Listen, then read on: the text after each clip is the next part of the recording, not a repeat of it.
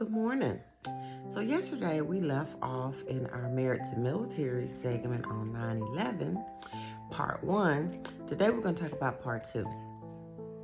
And I'm not going to belabor the point, but I left off telling you that I was at work. My hubby called and said, "Hey, go home." Did that. It took about 3 days for us to really see. He didn't come home for about 3 days. Working 24 hours a day on post,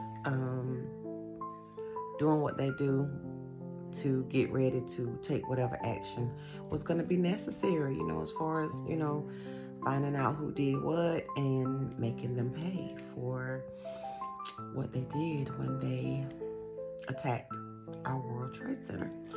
So I think I kept our daughter out of school for like a week, and I told you about her teacher.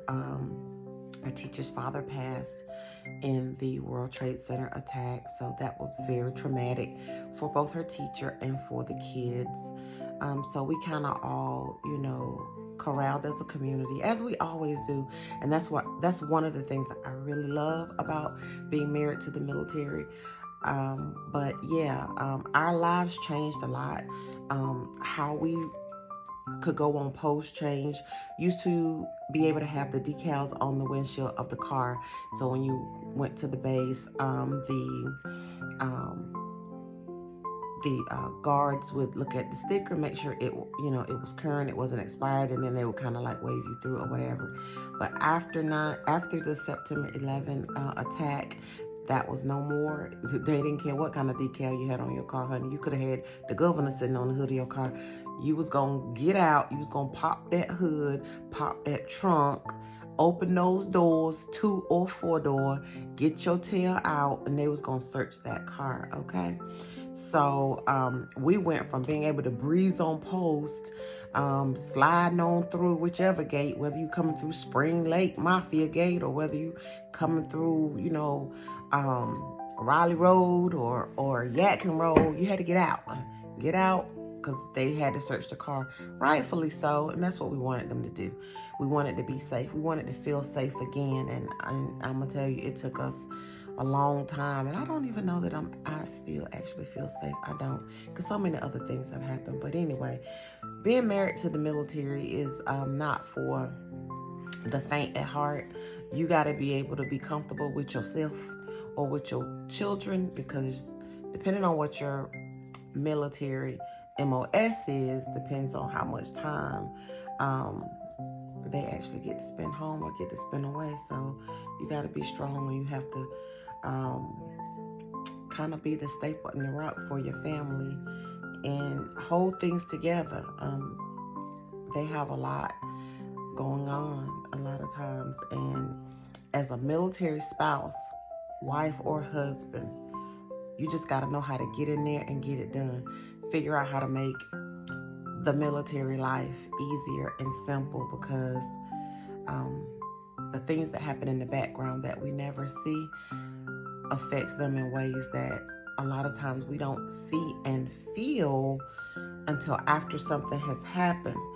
So after the 9/11 attack, we went through a lot in our community. We had just built a new home that we thought was going to be our retirement home at the time, and a lot of soldiers were coming back from those deployments, and they were killing themselves, they were killing their families, and it was a lot that we had to see and hear about. They were being prescribed Cymbalta to left and right, and they ended up having to stop giving the soldiers that because it was a lot. And there were 2 incidents post-deployment, the first deployment after 9/11, and we actually had a neighbor. She was a doctor. She was a psychologist, I believe. Psychiatrist or either a psychologist. She killed her husband in our neighborhood. And then we had another incident where there was a small little trailer park area that was maybe a block.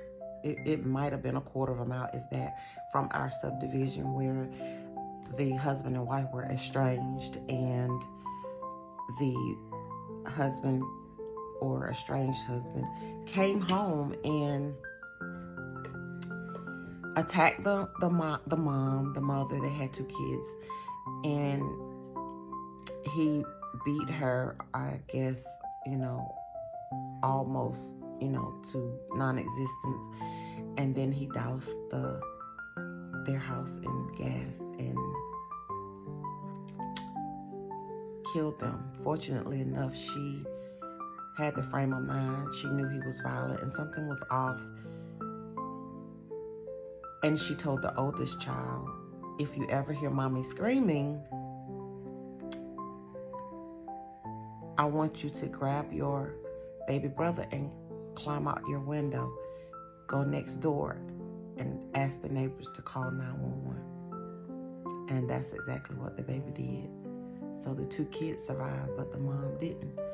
And that was literally almost a stone's throw away from our house. So there were 2 major incidents. One was a little bit up the street from where we were. The other one was actually in my neighborhood. Yeah, like I said, being married to the military, it's not for the faint of heart. It's not for the weak minded. You got to be strong. You have to be tough, and you have to be able to endure lots and lots of challenges. So I'll tell you a little bit, some more details and specific about those 2 incidents. And they made national news, especially the one that was in my neighbor in my neighborhood made national headlines. She was a fugitive too, but I'll tell you more about that in part 3.